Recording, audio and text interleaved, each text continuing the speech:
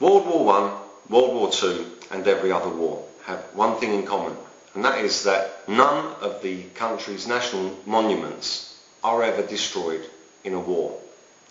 If you look at London, for instance, it was bombed by the Freemason Nazis, and people's houses were destroyed, etc. But no national monuments. St Paul's Cathedral is still standing, Trafalgar Square is still standing, all the national monuments are still standing. None of them were destroyed. And the same applies in France and everywhere else. How comes? Are they invincible, or are they specifically not targeted because they have winged discs and horn discs? I believe that's the reason why these monuments are not touched.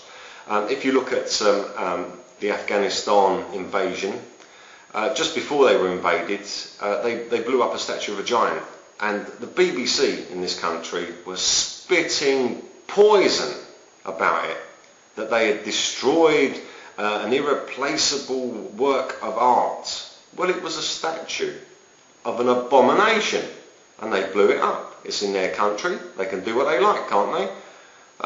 Okay, so they blew it up, and shortly after they were invaded, but all the media everywhere was screaming at these people for blowing up this monstrosity by a mountain.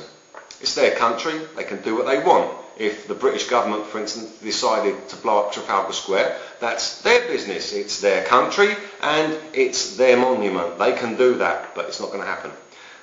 None of the monuments are destroyed in any war because they are worshipped. They are a form of satanic worship.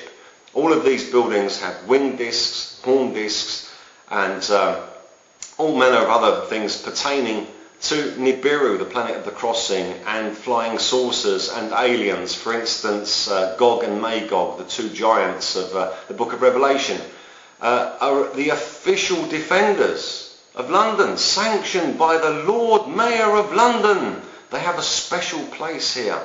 Yes, the defenders of London, defending London from God himself, of course, because there's no one else they would be defending London from. None of the national monuments in any country are ever damaged in any war.